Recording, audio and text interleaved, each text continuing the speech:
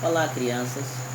Hoje eu quero falar para vocês sobre os grandes acontecimentos ocorridos no final do século XIV e início do século XV. Mais especificamente, pessoal, entre os anos de 1440 e 1540, onde muitos acontecimentos acabaram mudando completamente a nossa maneira de nos relacionar com o mundo, consequentemente com as pessoas.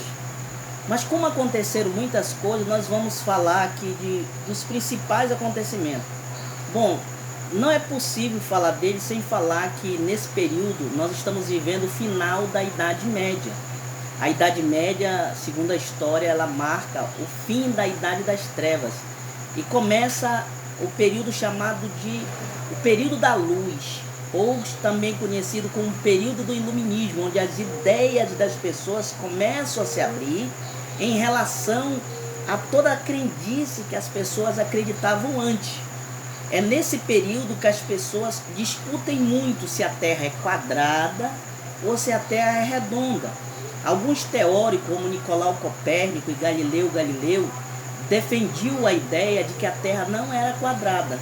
Logo, o mar não acabaria num grande precipício, não haveria monstros marinhos destruindo as pessoas e os navios, chamado de naus naquele tempo, para o marinheiro que ousasse viajar além da linha do horizonte. E como nós já estudamos, a linha do horizonte é até onde a nossa visão alcança. Mas o importante é que muitas pessoas resolveram refazer as verdades que existiam à época. A verdade da época é que a Terra era considerada o centro do universo. Tudo girava em torno da Terra. Até que esses dois homens que eu falei há pouco, o Nicolau Copérnico e o Galileu Galilei, estudando os astros, verificaram que não era bem assim, pessoal. Que não era o universo, o Sol e os outros planetas que giravam em torno da Terra, mas era a Terra que girava em torno do Sol. Logo, a Terra não era quadrada, a Terra era redonda. E aí, passado um tempo, esse mundo que está se abrindo para novas ideias começa a entrar em crise, porque toda mudança vai gerar conflito. Basta a gente lembrar que naquela época a forma de governo era monarquia, ou seja, existia um rei que mandava e tinha pessoas que serviam ele, que era chamado de súditos. Mas também existiam burgueses, existia o príncipe, princesa, duque, duquesa. Alguns nasciam e recebiam esse título. Outros que tinham dinheiro compravam o título do rei. Ou seja, compravam um papel e dizia que a partir daquele momento a pessoa era uma pessoa especial, porque ela passaria a ter um título diferente da outra. O rei, depois de muito tempo, para ganhar mais poder, pessoal, começou a guerrear com outros lugares, ou seja, com outros reis. Mas você sabe que toda guerra ela é cara, ela precisa de dinheiro, ela precisa de armamento, precisa de soldado. E os reis começaram a gastar muito. Se eles gastavam muito, claro, começou a faltar dinheiro. E como fazer dinheiro? Naquela época não tinha papel como nós temos hoje, papel dinheiro. Existia o papel moeda, que era feito de ouro, de prata e de bronze. De tanto usar, esse recurso mineral acabou ficando escasso. E aí, aonde conseguir esses metais? Era preciso guerrear com outros lugares, mas também era preciso encontrar terra farta desse tipo de metal para fazer a moeda. E aí nós vamos verificar que a falta deles fez com que os reis, que gastavam muito com luxo, faziam muitas festas, não pensavam nos pobres, não pensavam nas pessoas que não tinham condições. Eles exploravam muitas pessoas. E aí nós vamos verificar que pessoas que se consideravam independentes começaram a ficar ricas, muito ricas. E os reis perceberam que eles estavam ficando fracos. O que foi que eles fizeram? Chamaram pessoas que tinham autoridade e poder e muitos homens sobre o seu governo e resolveu dizer a eles: olha, eu preciso da ajuda de vocês. Para quê? Para me fortalecer enquanto rei, fortalecer o meu exército. É claro que as pessoas indagaram: o que nós vamos ganhar com isso? Nós vamos lhe dar os nossos homens do exército, nós vamos dar o nosso dinheiro. Nós vamos ganhar o que com isso, já que é o Senhor que manda em tudo? Ele disse: bom, o que eu posso fazer é dividir o meu reino em vários pedaços. E cada um que me ajudar a financiar vai receber um pedaço do meu reino. Lá você vai poder explorar as pessoas, você vai poder cobrar impostos. você vai cobrar porcentagem do que os plebeus, do que os agricultores plantarem e vai me pagar imposto para mim. Você cobra deles e me dá um pouco do que você pegar. Quando o rei fez isso, ele implantou uma outra forma de governo chamado feudalismo. O que foi isso? O rei pegou o país dele todinho, a terra inteira dele, imagine isso aqui como a terra onde o rei governa. Ele dividiu isso em pequenos pedaços, como se fossem os estados ou os municípios. Olha, por exemplo, o Amapá, imagine que o Amapá era o governo, era essa grande área de terra. E o governador, o rei. Aí o que ele fez? Para poder ter controle de tudo, e já que ele não estava em todos os lugares ao mesmo tempo, ele nomeou pessoas para esses feudos. Imagine que são os prefeitos, como hoje. Que cada prefeito está num lugar olhando, mas o governador tem que saber deles o que está acontecendo naquele lugar. E assim ele poderia estar representado nesses lugares. E aí eles foram fortalecendo. Só que tinha um problema, pessoal. Esses feudos, que eram governados por senhores chamados senhores feudais, eles tinham um limite de comércio, um limite de produção. Eles só podiam vender dentro deles mesmos, só podiam comprar deles mesmos. Se eles não compravam de fora, faltava produto. Se eles não vendiam, eles não ganhavam muito dinheiro. Alguém precisava vender para outros lugares. Então existiam pessoas que tinham dinheiro, elas começaram a comprar produtos fora e começaram a vender em vários lugares. Essas pessoas ficaram conhecidas como burgueses. Esses burgueses implantaram uma forma de comércio chamado burgo, que depois vai virar o mercantilismo burguês, que é uma forma de comercializar fora de um lugar para o outro, não respeitando fronteira, como nós temos hoje uma forma de mercantilismo moderno, onde a gente vende para todos os lugares do mundo e compra de todos os lugares do mundo. O que foi que aconteceu com isso? Como esses senhores começaram a ficar muito ricos, os reis enfraqueceram. E se os reis enfraqueceram, eles precisavam de mais apoio. E o que foi que eles fizeram? Começaram a vender título de nobreza para esses burgueses, que eram eles que tinham dinheiro, mas uma hora ia faltar metal. O que foi que aconteceu?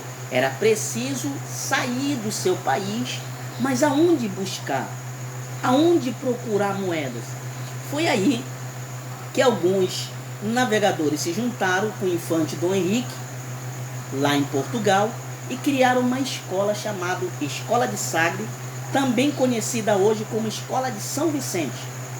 Lá nesse lugar, pessoal, eles pegaram toda a experiência que os navegadores tinham, a experiência do Pedro Álvares Cabral, a experiência do Américo Vespúcio, a experiência do Cristóvão Colombo, a experiência náutica do Vicente Yanez Pinzon, e, claro, começaram a conversar com uma escola. E aí dividiram essa experiência e cada um ficou sabendo muito mais sobre o mar e sobre o mundo que existia. Depois disso, um navegador com muita visão, muito sonhador, chegou com o responsável do seu país, com o rei do seu país. O nome dele era Cristóvão Colombo, ele era genovês. Chegou na Itália e disse para o rei lá da Itália: olha, eu tenho uma ideia. Eu acredito que a Terra é redonda. Então, se eu sair aqui do ponto A, eu vou dar a volta e vou chegar na Ásia. E eu vou provar que a ideia do Nicolau Copérnico e a ideia do Galileu Galilei está certa, de que a Terra é redonda. Sabe o que aconteceu? Não acreditaram nele. Não compartilharam do seu sonho. Não quiseram sonhar com ele. Riram dele. Sabe o que ele fez? Foi até Portugal e também propôs ao rei de Portugal: olha, eu quero fazer uma viagem e eu tenho certeza que eu vou encontrar terra nova, vou trazer riqueza. Sabe o que aconteceu? Lá também riram dele. Vocês acham que ele desistiu, pessoal? Ele não desistiu da sua ideia, porque ele estava convicto de que ele estava certo. Então ele chegou até a Espanha e procurou a rainha Isabel e disse a ela: olha, eu tenho um plano, eu vou sair em direção a oeste, dar a volta ao mundo e vou chegar de volta aqui. Vou chegar na Ásia e vou encontrar um caminho diferente para as Índias. Mas a grande pergunta, pessoal, será que a rainha Isabel fez a mesma coisa com o Colombo que aconteceu? A mesma coisa que aconteceu na Itália e em Portugal? Não. Dessa vez foi diferente, porque a rainha Isabel era uma visionária. Ela era ambiciosa e ela era católica. E ela tinha um desejo também de pegar a ideia da crença religiosa dela e levar para outros lugares. Então o que foi que ela fez? Ela disse: olha, Colombo, eu não tenho muito dinheiro para dar, mas eu posso te dar 3 navios. Vou te dar o Santa Maria, o Pinta e a Nina. E vou te dar os homens necessários para conduzir cada uma delas. Tu vais e tudo que tu encontrar vai ser minha. Depois eu reclamo essas terras para mim, como monarca. E assim ficou combinado, pessoal. Só que muitos marinheiros acreditavam naquela teoria de que havia no mar terríveis peixes de dentes que comeriam e tudo mais. Mas o Cristóvão Colombo era corajoso e ele seguiu viagem, pessoal. Se você assistiu aquele personagem, o Pernalonga, eu já não canso de falar neles para vocês, passou um episódio do desenho do Pernalonga onde ilustra a viagem de Cristóvão Colombo. Então, quando é no ano de 1492, o Cristóvão Colombo ele chega com esses 3 navios numa ilha, onde hoje é a América Central. E aí fica confirmado que a Terra não é quadrada, que o mar não acaba num grande precipício e que é possível dar a volta ao mundo. Você já pensou naquela época, pessoal? Não tinha barco a motor, né? Não tinha essas voadeiras gigantes, era barco a vela. Então ele não passou 10 dias, 20 dias, 30 dias, ele passou meses para chegar até esse lugar. Mas sabe, a viagem de Cristóvão Colombo foi muito importante, pessoal, porque a partir desta viagem do Cristóvão Colombo foi possível fazer a expansão marítima, ou seja, conhecer mais do que se conhecia. Foi importante para a exploração de novas terras, foi importante para a colonização de novos lugares. Se não fosse a ousadia do Cristóvão Colombo, assim segundo a história, muitos lugares hoje conhecidos como país não seriam colonizados. E ele não descobriu a América, pessoal, ele descobriu o Novo Mundo. Porque somente anos depois vai ser mandado um novo navegador chamado Américo Vespúcio. E é esse navegador que vai seguir a mesma rota do Cristóvão Colombo. E ele vai perceber que o Cristóvão Colombo não encontrou apenas uma ilha, mas um continente novo. E justamente por ter percebido que não era somente uma ilha, mas um continente novo, é por isso que quem deu nome ao continente não foi o Cristóvão Colombo, mas foi o Américo Vespúcio. Se você olhar nos mapas atuais hoje, o Cristóvão Colombo não ficou esquecido. Tem um paísinho aqui na América do Sul chamado Colômbia. Chama Colômbia em homenagem ao navegador que primeiro chegou nessas águas, chamado Cristóvão Colombo. Mas ele deveria dar nome ao continente americano. O continente americano deveria se chamar Colômbia. Em vez disso, chama-se América, por homenagem a Américo Vespúcio. Não vai esquecer, Américo Vespúcio. Aí, continuando, pessoal. É claro que os países que não deram crédito ao Colombo ficaram arrasados. Se, poxa, a glória desse descobrimento poderia ser nossa, mas nós não acreditamos no sonho do Cristóvão Colombo. É por isso que você não pode deixar de sonhar. Você que tem uma ideia importante, você tem que ir atrás, não pode deixar de sonhar, mesmo que as pessoas não sonhem com você. O Cristóvão Colombo fez isso. E o que aconteceu? O rei da Espanha, o rei da Itália ficaram tristes. Poxa, nós poderíamos estar rindo, comemorando a glória agora, mas não demos crédito. Vocês acham que eles ficaram parados? Vendo a Espanha sair na frente? E é preciso lembrar, pessoal, que naquela época havia 2 grandes potências. O que é isso? 2 países que se destacavam em relação às outras. Esse país era a Espanha e Portugal. É claro que a Espanha agora largou na frente, pessoal. Ela está lá na frente, parece uma corrida de cavalo. E Portugal está ficando para trás, porque agora a Espanha conheceu um novo caminho atravessando o Oceano Atlântico. Agora eles estão com inveja no cotovelo. Resolveram fazer algo diferente. O que foi que eles fizeram? Pegaram o navegador deles, chamado Vasco da Gama, e mandaram o Vasco da Gama fazer uma viagem também. Olha, prepara uma rota e nós vamos também descobrir um caminho diferente. Mas que caminho era esse, pessoal? Tanto Cristóvão Colombo, segundo a história, quanto o Vasco da Gama queriam encontrar um caminho diferente. Para o Novo Mundo? Também. Mas era só isso? De forma alguma, pessoal. Eles queriam encontrar um caminho diferente para chegar até as Índias. Por que eles queriam fazer isso, pessoal? Não existia caminho para as Índias antes? Existia sim. E a maioria desse caminho era feito a pé, pessoal. era feito por terra, atravessava um pequeno mar chamado Mar Mediterrâneo, que até hoje existe nos mapas de história, nos mapas cartográficos. Mas o que aconteceu? Percebendo a importância dessa rota, os italianos e os bárbaros tomaram de conta. Lembra esses pedágios que existem nas rodovias hoje, que os carros têm que parar e pagar para seguir adiante? Pois é, esse povo fez isso. Toda vez que um comerciante europeu precisava comprar as especiarias, pessoal, lembra aí a pimenta do reino, a noz moscada, açúcar e tantos outros produtos importantes para alimentação e para conservação de alimento naquela época, eles precisavam seguir por este caminho. Lembra que era muito difícil conseguir sal. E para fazer com que os alimentos ficassem duráveis por muito mais tempo, era necessário colocar alguns condimentos, alguns produtos. Um deles era a pimenta. Glória a Deus por isso. E vocês sabem qual era a importância disso? As viagens muito longas precisavam que tivesse alimento que durasse. E como não tinha geladeira, não tinha energia elétrica, tinha freeze, era necessário então usar de algumas artimanhas, algumas técnicas. E uma delas era usar pimenta para fazer a comida durar muito mais tempo. É claro que as pessoas não queriam estar sendo exploradas por ir comprar produto. Além disso, tinha a seda, pessoal. A seda era um produto muito usado naquela época para fazer roupa. Viu? E muitos desses produtos acabavam sendo roubados ou saqueados pelos bárbaros. Quando não, cobravam pesados impostos e faziam os produtos chegar muito caro na Europa. Por isso todo mundo queria encontrar uma rota alternativa para chegar até as Índias.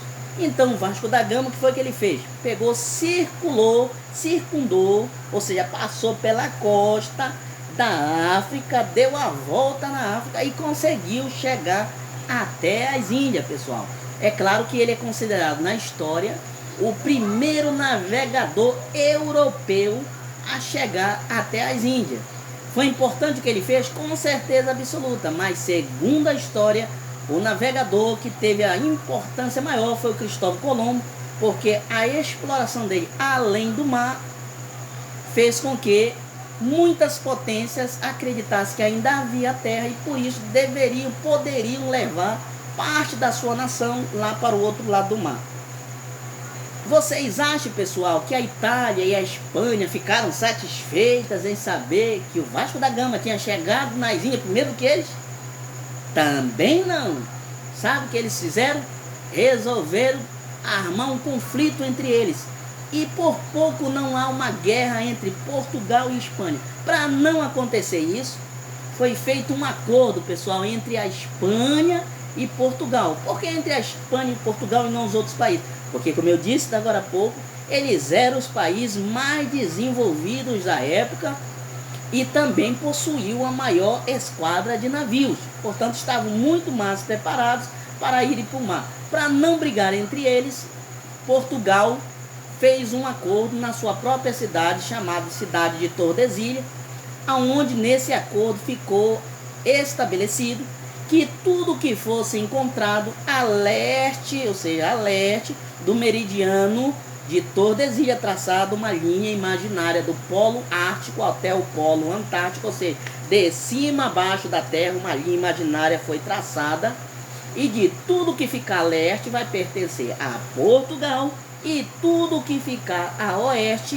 descoberto ou não, será da Espanha. Vocês acham que o conflito ficou resolvido por conta disso? Logo, cada país procurou mandar navegadores para tomar conta das terras recém-descobertas. Sabe o que a Portugal fez? Nada de besta. Tratou de mandar um novo navegador para chegar até lá. Preparou um navegador chamado Capitão Mó, Pedro Alves Cabral, e mandou ele numa esquadra com 13 navios para que descobrisse terras na direção do meridiano acordado, e acabou encontrando o Monte Pascoal. Ele chamou de Monte Pascoal porque naquele período era um monte mesmo, mas estava no período da Páscoa, pessoal. Por isso que lá chama Monte Pascoal. Encontrou onde hoje é o Brasil. Mas a grande pergunta, ele chegou primeiro aqui, pessoal, mesmo, de fato? Não. Segundo a própria história, diz que um dos navegadores, um dos capitães que andou com Cristóvão Colombo, chamado Vicente Yanez Pinzon, muito antes do Pedro Álvares Cabral, ou seja, no dia 26 de janeiro do ano de 1500, Pinzon chegou na costa do, acredite lá pessoal, na costa do Amapá. Claro que naquela época não chamava Amapá. Ele denominou o lugar de Rio del Agua Doce, ou seja, o Rio da Água Doce, né? Santa Maria. E chegou até o cabo hoje conhecido como Cabo Orange. Para quem não conhece, fica bem no finalzinho daquele monte, daquela ponta do mapa do Amapá. É claro que alguns livros de história também dizem que ele conseguiu chegar até o Rio Grande, o Rio Oiapoque. Mas o importante é que a própria história declara, pessoal, que um navegador, muito antes do Pedro Álvares Cabral, chegou oficialmente aqui. Por que coube a glória, então, a Pedro Álvares Cabral? Porque supostamente ele estava em viagem oficial e o Vicente Pinzon não. Mas a grande pergunta é, então foi o Vicente Ianês Pinzon que primeiro chegou nas águas? Eu pesquisando, pessoal, descobri que no século XI, ou seja, olha, nós estamos falando do final do século XIV, início do século XV, mas eu descobri que no século XI, um navegador chamado Leif Erikson, que era um viking, já havia passado por essas terras há muito tempo. Só que a história não idealiza, não deu a glória a ele. Seja muitos séculos antes, navegadores vikings, como eu já disse ano passado para alguns alunos, já havia singrado essas águas.